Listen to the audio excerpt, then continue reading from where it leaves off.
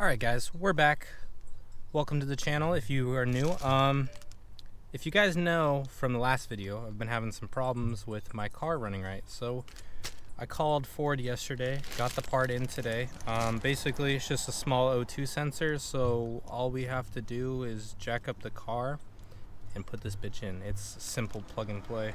I'm hoping that this fixes the issue. Otherwise I have no idea what the fuck's wrong. It's either a tune or something is just reading way too much air. And I know it's not the exhaust because I've taken it to multiple different exhaust people and they've been like, hey, yeah, it leaks a little bit because there's no sealant around, but like it's nothing too major that would set off any like red flags, like you need to fix it right away.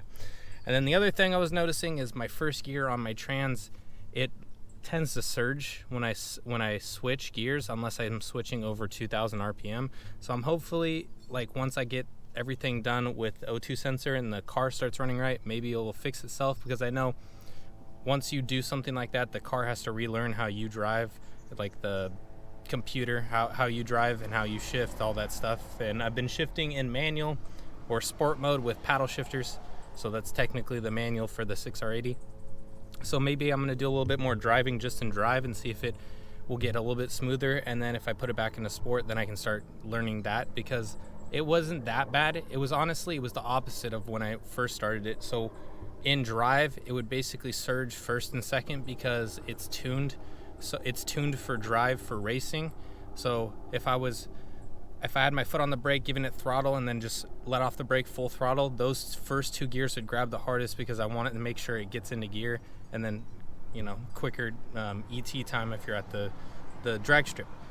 Now it's the opposite, but it's just first gear. So when I'm in sport and I go off, I could be driving like throttling really slow, like I give it 10% throttle or something, and I start going, I'm like about to shift and it just boom.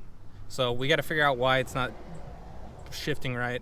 But yeah, let's get this in, jack up the car, and see if it runs better. All right, to be honest, I should probably just get used to my car being jacked up. This is a good look. Oh, and also I wanted to talk to you guys. The biggest way, if you guys were looking to support me, because I've had some messages, especially on my Instagram, he's like, hey bro, I know you don't have any ads on, but I would like to support you. Honestly, the best way to support me right now would be to just tell your friends about me. Make sure that you turn on my bell notification so you get every time I upload or anytime I post anything on YouTube. Like you can even post descriptions or just like chat things where everyone can comment on there. And make sure to, yeah, just like share my channel, and also like the video and subscribe. It's nothing too big so far, but yeah, that's the best way to support me. But got the car jacked up, and let's go under it. All right, so you have the O2 sensor right here, and it's a short ass plug, goes to the trans on this side. So I was talking to the guy because I was making sure that I had to get the right one, and I didn't know if any of them did like different things, and basically he told me no.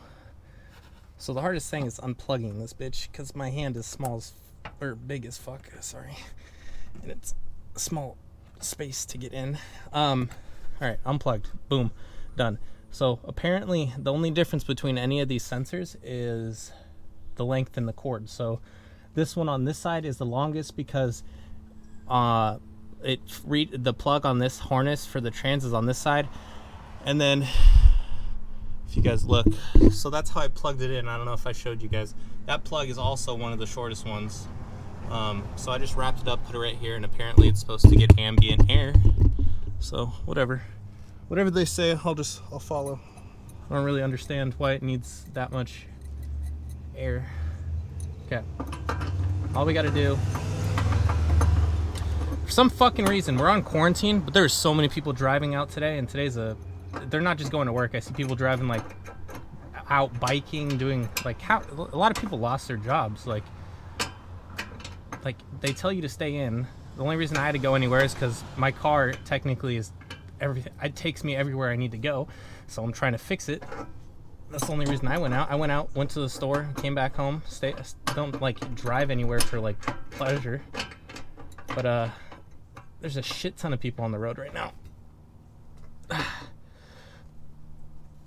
Holy shit. It's tighter than your fucking mother's asshole.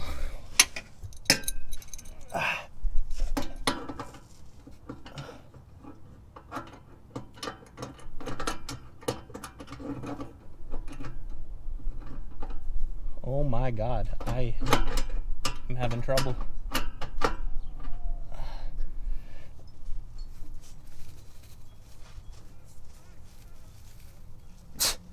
Holy shit. Maybe I'm gonna have to get a fucking larger wrench. Alright, let me get a larger wrench. Jesus. Okay, that thing was locked on there. Let's see. Oh yeah, that's terrible. That thing's toast. Alright. So, I mean, if you're ever working on your car and your O2 sensors go bad, I would recommend doing it yourself. It's honestly, I mean, it also depends on where yours are located. I would definitely recommend, if you have my car, do it yourself, because these are really easy and located. All you have to do is have something to jack up your car, put a jack under it, make sure that your jack doesn't fail. I really don't know how tight these are gonna go. I don't really want, this is one of the things I wouldn't torque to spec, because I don't really know much about these, but seems tight enough. Okay, so now let's get this bitch up there. And then the next thing we gotta do is start the car, clear the code again, and then see what's going on.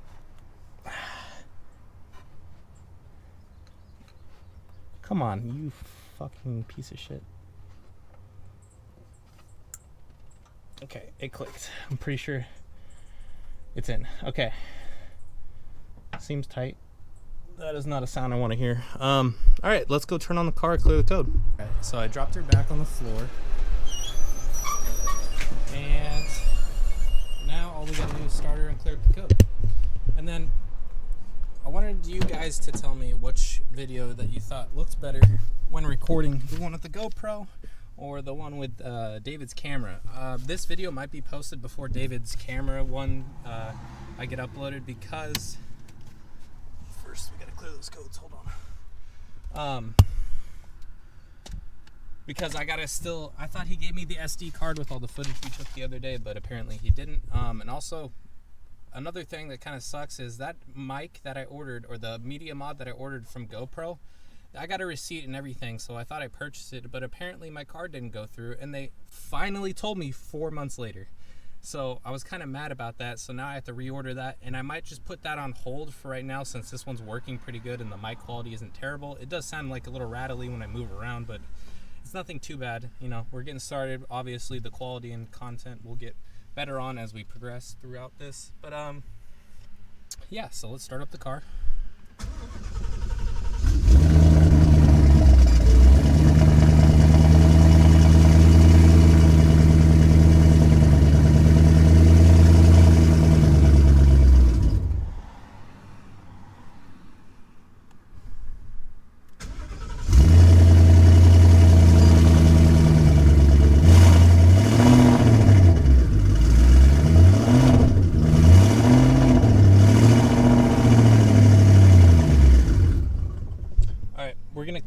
Clear the code first and see if that's, well, I just don't know if it recognizes it. Maybe it doesn't recognize that it has a new O2 sensor in. Okay, vehicle functions, read. Let's make sure it's still there. I know the check engine light is going to stay on there because of the AC refrigerant. Yeah, so it's still there. Let's clear. You'll hear it reset. Yeah, so the main thing I wanted to do is, when I got that media mod, I wanted to test the difference between this external mic and the one that's on the case. Technically it's still an external mic, but it's built into the case. Okay, so we're done. And I wanted to see the differences. Okay.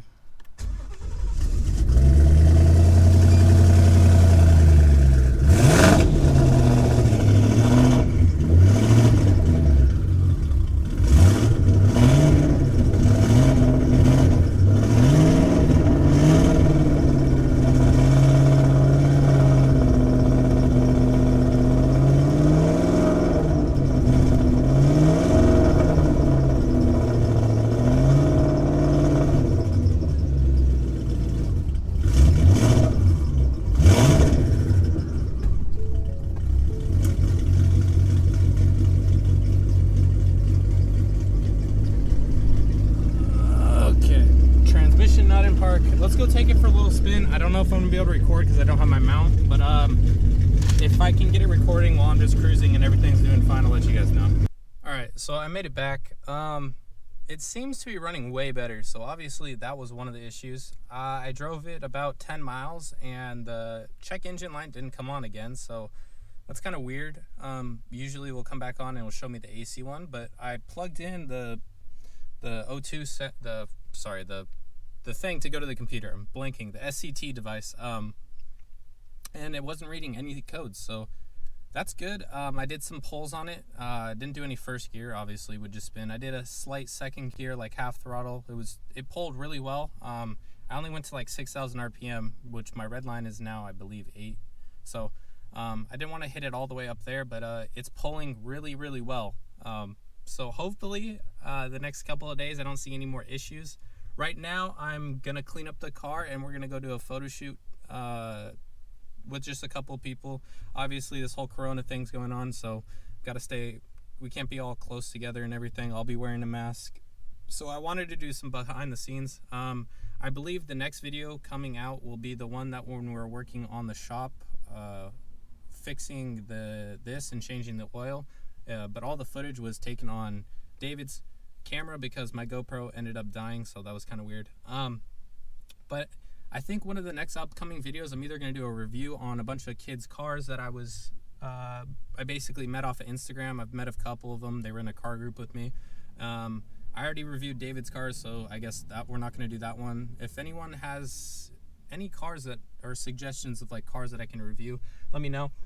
For right now, I'm not going to drive them because I don't want to be like out there and then have to get a ticket from like the cops because everyone's on edge right now. But maybe later on I'll be driving other people's cars and seeing how they feel, different cars. It doesn't really just have to be muscle cars or pony cars. This is technically not a muscle car anymore, but I'm open to all cars: Camaros, Corvettes, some JDM builds if you have good ones, Honda Civics. I don't care, bring them in, show me, and let's have some fun. But I think another one of the videos that I want to post is like keeping your car maintained and like not just like mechanically wise, but like paint and all that stuff. Since if you guys didn't know, like some of my first videos on this channel were detailing videos. I did take them off because they're kind of cringy, but like I know what I'm talking about when it comes to cleaning cars. I know how to buff, polish, two-step, get all your swirl marks out, restore some paint, ceramic coat, all that good stuff. So I think I'm going to be doing that as like to fill in the gaps where I'm not uploading stuff. So